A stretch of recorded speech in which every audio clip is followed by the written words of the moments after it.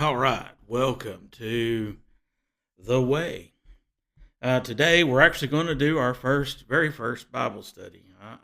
Last time we met, I just kind of tried to do a little introduction to who I am, what my heart is for this ministry, and I do. I was overwhelmed by the response that I got in that first one. I do pray that those of you who are able to tune in live with us today, I pray this will be a blessing to you. But even those that find us a little bit later and come back and watch it, I pray that it would be a blessing to you as well. I do want to say thank you to a lot of the um, people at my church. You all have really took an interest in this, and I appreciate that. You have helped us gain. We're up to 29 followers on the subscribers on our YouTube page. So we still have 21 to go, but we're a lot further along than we was. So I would encourage you, if you would be so kind, to give us a subscribe and a follow over on our YouTube page. That would help us to be able to go live on there for those that do not have Facebook or any other way to try to follow along with us here on as we're starting this new ministry. I pray that you had the opportunity to go back and follow along and get caught up with where we're at over the last almost week now with on our church's sermon audio page, and how we've got the first, I don't know how many, 12, 13, I don't know how many episodes we've got up there, but I pray that, even after this one, that you might be able to go back and kind of get caught up to where we're at over there. And we're going to be here moving forward. I think my pastor's going to come in and be able to work his technical magic and be able to keep putting these up on our sermon audio page. So with that being said, let's just jump right into our study here in Obadiah. And last time that we met in on on our audio one, we looked at the dismay of the great loss. And we find that in verse number 9 of the book of Obadiah. And we see that, what God has said there. And now we're kind of coming up and we're jumping into our next phase of study here, the charge of allegations. And we find these in verses number 10 down through verse number 14. So I would encourage you, if you have your Bibles, to follow along with us as we read, picking up in verse number 10 down through verse number 14. It says, "And for the violence against thy brother Jacob, shame shall cover thee, and thou shalt be cut off forever. In the day that thou stoodest on the other side and in the day that the strangers carried away captive his forces, and foreigners entered into his gates, and cast lots upon Jerusalem, even thou wast as one of them. But thou shouldest not have looked on the day of thy brother, in the day that he became a stranger. Neither shouldest thou have rejoiced over the children of Judah in the day of their destruction. Neither shouldest thou have spoken proudly in the day of distress. Thou shouldest not have entered into the gate of my people in the day of their calamity. Yea, thou shouldest not have looked on their affliction in the day of their calamity, nor have laid hands on their substance in the day of their calamity. Neither shouldest thou have stood in the crossway to cut off those of his that did escape. Neither shouldest thou have delivered up those of his that did remain in the day of distress." And here we see the charge. This is the section of the vision that God has given Obadiah here, and he's laying out in this portion of the scriptures that we've just looked at. He's laying out the reasons why he is fixing to bring this judgment against the nation of Edom. And really, I guess I want to try to jump back here a little bit and kind of give you a little bit more of my heart about this and why I think it is relevant. As I've said in our previous recordings a couple of times, and I'll probably continue to say that moving forward again. Obadiah is the shortest book in the Old Testament. A lot of your, hierarchy of scholars say this book is irrelevant. It shouldn't even be in the canon of Scripture that we have. It shouldn't even be in your Bible because it's outdated. There's nothing to it. I would argue that they are wrong. I honestly see how a lot of the things that Obadiah has laid out here that God gave him in his vision, I see a lot of those things that can help us today. Not to be getting political, but we're going to get a little political here in the start to kind of jump off and kind of get this going in the right direction, I hope, as far as the new video podcast goes. But here we see in this particular passage of Scripture, this is relevant. When you stop and you go through and you read this whole book, it's just 21 verses. But if you go back and you read from verse 1 to verse number 21, and you start kind of looking in the light of what is going on in our world today, you will see that there is a lot of similarities going on. You will see how the nations around Israel wanted to overthrow and to overtake them. You see here the nation of Edom, which was their blood. This was their brother. And you go back to the two people that Jacob was the father of the nation of Israel. His brother, his twin brother, who was born just seconds before he was the father. His name was Esau. He was the father of Edom. So here we see two brother nations coming against each other. One was, kind of underhandedly, as his name depicts, Jacob, a supplanter, meaning he's a trickster. A lot of the things that he had gained in his time on earth were kind of ill-gotten gains, so to speak. He cheated his brother Esau out of several different blessings. He cheated him, kind of traded a birthright for just a bowl of soup one day. Esau was not interested in following after God. And we see that the world in which we live today has no desire whatsoever to follow after God. And then not only that, but then we also see that here as these other nations that rightfully God had raised up, rightfully so, to come in and to judge the nation of Israel in their time of walking away from God. And we see that today with a lot of Christians today. We're just kind of going through the motions. We're just kind of freelancing our way through life, and we're able to take care of ourselves. We don't need God. There is a vast dereliction of the need of God in a lot of Christians' lives. We don't see the need that for God in our life.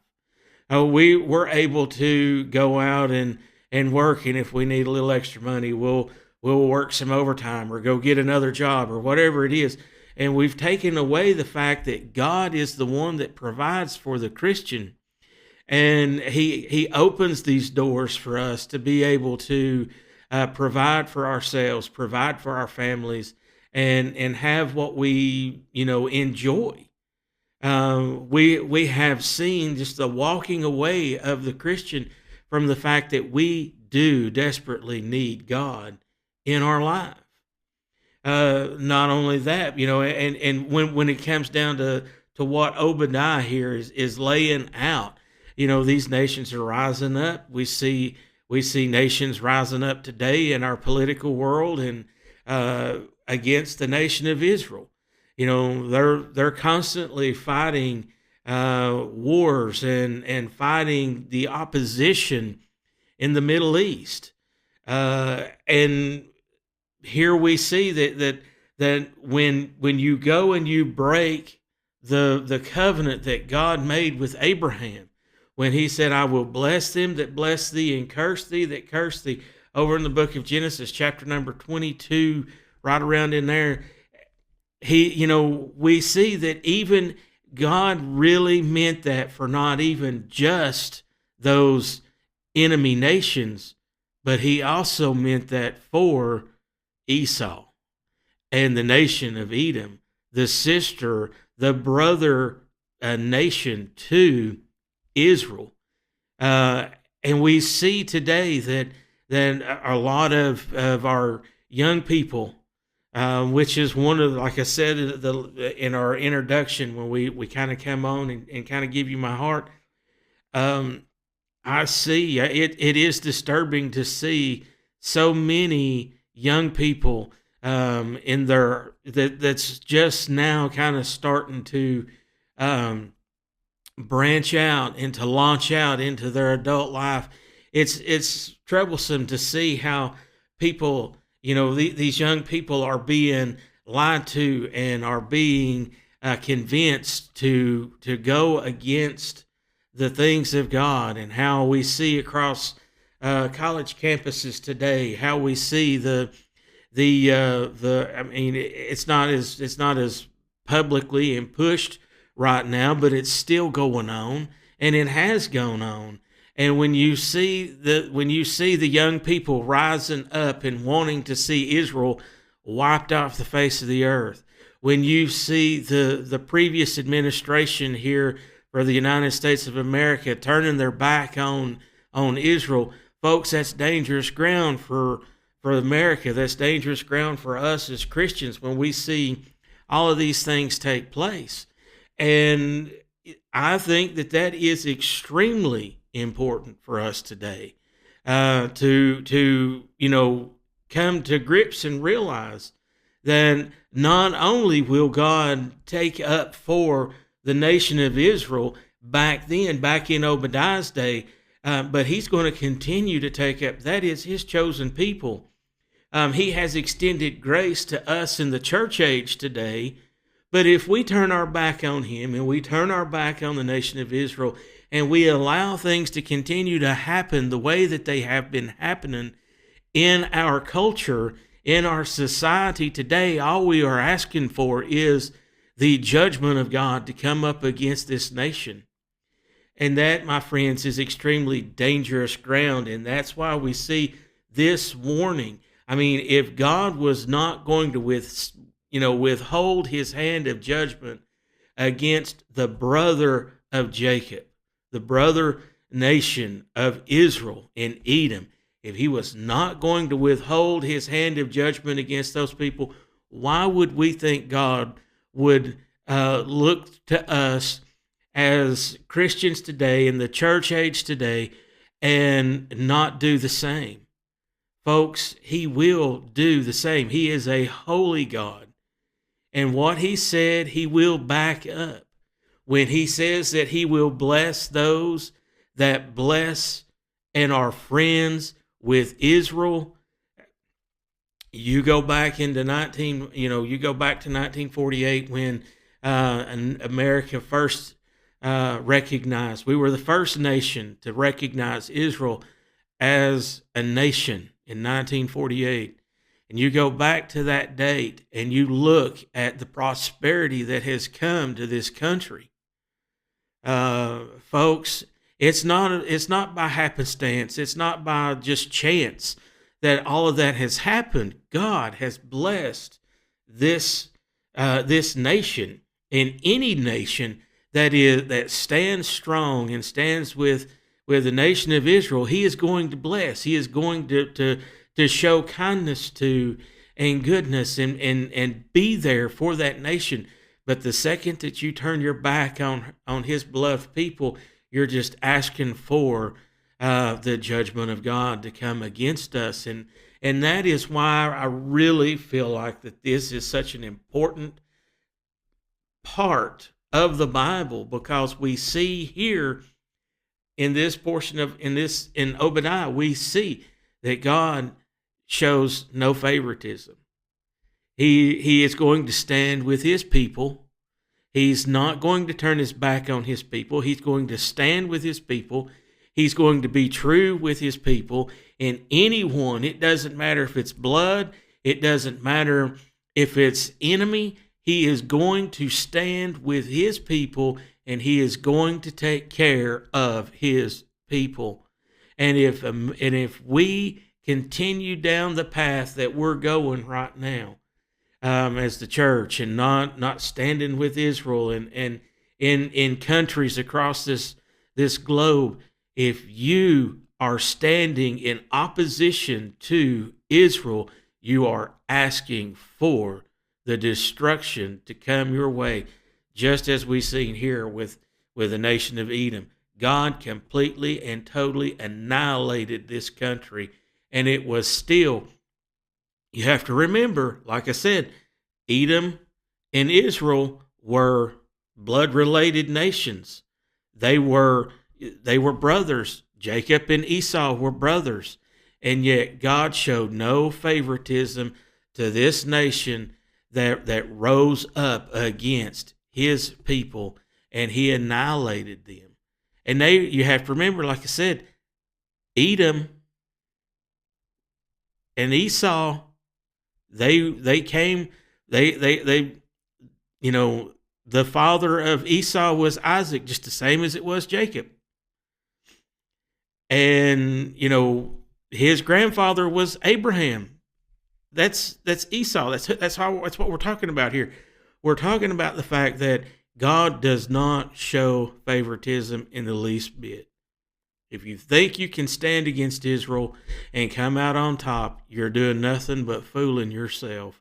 And that is why we see here in these 5 verses here that we're calling the charge of the allegations. God is bringing the reasons why. He's laying it out to us today, to tell us why he destroyed this nation, this small but great nation, why he did away with them, why he wiped them off the face of the earth. And that warning still stands for any nation that's come since and will come. If anyone stands up against the nation of Israel and comes against them, you're just asking for trouble, really. There's really no other way to put it. But like I said here, God is bringing, and in these 5 verses, we see that God is bringing the charge of allegations. In verse number 10, we see the shameful declaration. Verse number 10 says, "For thy violence against thy brother Jacob, shame shall cover thee, and thou shalt be cut off forever." And it's interesting the way God put that, for thy violence. The Edom, even though they really didn't come and really lay a whole lot of hands to Israel, but they were enabling the nations that God was bringing up, and they were befriending, and they were joining in to the judgment that Israel was fixing to find themselves going into, the Babylonian captivity here. The Babylonians are rising up, and the Babylonians are the ones that God also used to take Edom out because of how treacherously they dealt in their alliance with Babylon, and how they came in and was helping out, being a great help to the nation of the Babylonians, and the violence that they perpetrated against their brother. Now, see here, God even tells us, why would you come against your own flesh and blood? We see it today in a lot of families. brother rising up against brother, um, children getting mad and not having anything to do with their parents, parents doing the same thing with their children. And it's a sad situation, but that's kind of just, unfortunately, that's how the devil works and destroys families, because if he can destroy the family, so goes the church, and so goes the church, goes the nation. There's been many a nation that has had plenty of revival and had plenty of God all over them. And once the families started crumbling and falling away, the churches started to fall away. And then once the presence of God is gone, that only opens up the avenue for the evil spirits to come in and to take up and take over and cause it to be a dark nation. There's plenty of countries over in Europe that have faced that. You go back and you look at the nation of England. What a thunderbolt and a blowtorch for the cause of Christ they once was, and now you see churches being shut up and nobody attending, and you see just the despair and the crime and everything else that goes along with all of that, and all you see is all of this coming and being and portraying itself and being right there. And America's not that far away from there if we continue down the road that we've been going on. But like I said here, because of the violence that the nation of Edom came up against Jacob for, God said that shame would come their way. And it is shameful. It's shameful that when we look and see how when it comes to families that split over something trivial, sometimes it may be a something not so trivial. I will go ahead and say that. But when we see things happen and people kind of just rising up and strife coming in and the family just kind of crumbles and falls away, it is shameful. It's shameful to see that. And it is unfortunate that it happens far too often today in society that you and I live in today. But God said that because of the violence, the things that Esau was doing. Now you have to remember, Esau and the nation of Edom, they had it in for Jacob. They had it in for the nation of Israel, because a lot of the blessings that they perceived that the nation of Israel had, they perceived that they had come. And he did. He tricked his father Isaac into giving him the final blessing. Esau had done traded away the birthright, but God was already going to give the birthright to Jacob. And there was nothing that was going to change that. But it comes right down to the fact that here we see, because of the strife that had entered in, and just even though Jacob and Esau had kind of made amends, their lineage, the generations that came after them, kind of turned on each other. And here we see here we see Edom that had ill will toward the nation of Israel. And, they were upset because all of the things that Israel had, they felt like should have been theirs. They felt like they should have been where Israel is. They should have been God's chosen people. They should have been where God was bringing his promise that he had promised Abraham. They should have been the one that God used. Yet God had already chose that he was going to bring the promise that he had gave Abraham through Jacob. And because of all that, and the strife, the envy, and different things like that, it drove the this generation here, it drove this generation to the point to where they were willing to rise up in some sort of violence against their brother. And God said, shame shall cover thee, and thou shalt be cut off forever. Friends, I do want to say this, and I hope that if nothing else you got out of all of this, you understand exactly where I'm coming from when I put this out there. When it comes to God taking care of His people, He is going to take care of His people. He has told the nation of Israel not to worry about, the fight. He will fight Israel's battles. He will fight our battles. The Bible tells us that vengeance is His, saith the Lord.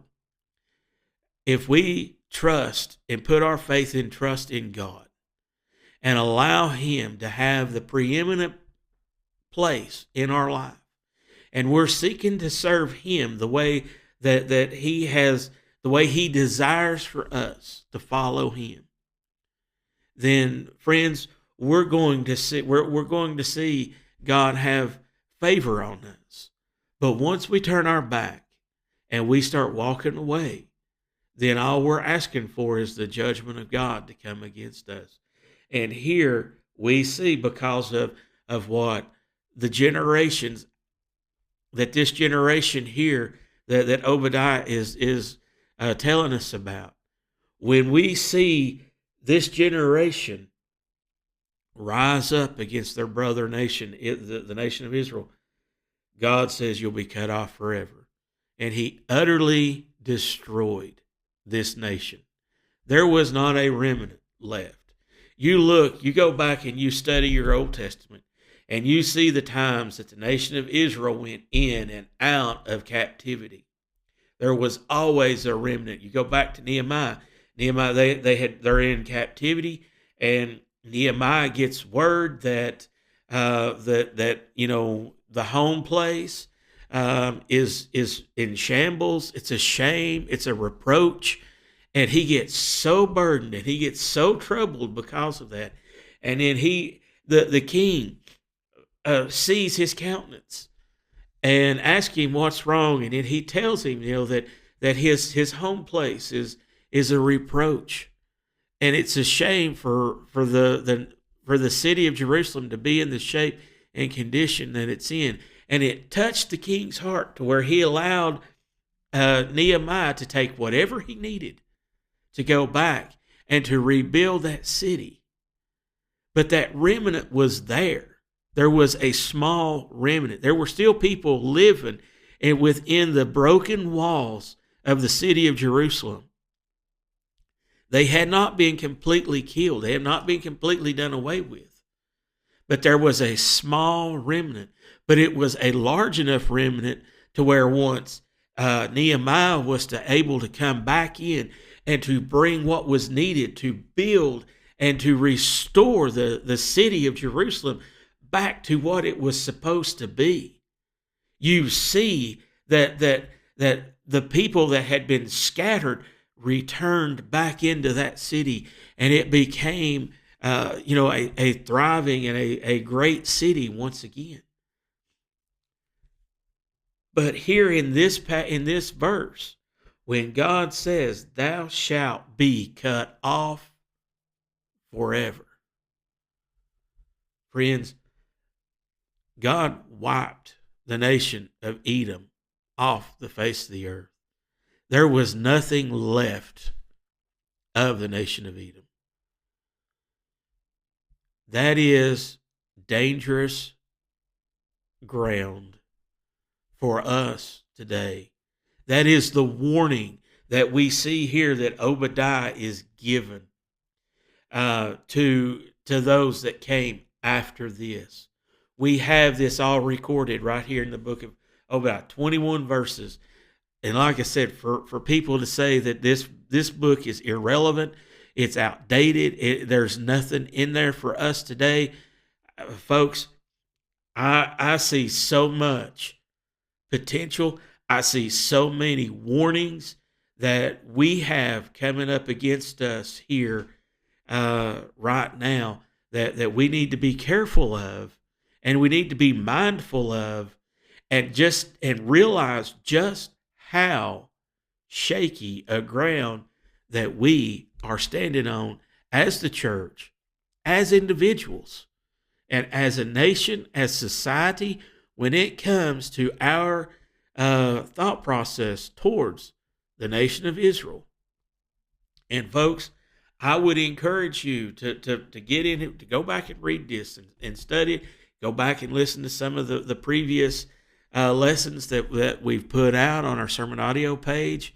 I look forward to being able to continue doing these as we move forward in this. And next time, we'll try to get a little further than what we got today. We just kind of got one verse and an introduction to the charge of the allegations. But next time we come back, we'll be picking up in verse number 11, dealing with the shameful dereliction. The shameful dereliction. I'll go ahead and give you that little tease right there. So please, I pray that you kind of go ahead and read, kind of be studied up, read a little bit of this, and familiarize yourself with this. And like I said, when you do, think about what's going on in the world today, and the book of Obadiah and this vision that God gave him will come alive to you just the same way as it has with me. Folks, I appreciate your time. I look forward to being back with you next week sometime. Don't know exactly when, but we'll try to get back next week, and we'll pick up reading. We'll pick up right here. So, and in that time, until then, I'm still trying to figure out how to sign this off. So please forgive me for that. But I appreciate your attentiveness, and I pray that that God will richly bless you in the days to come.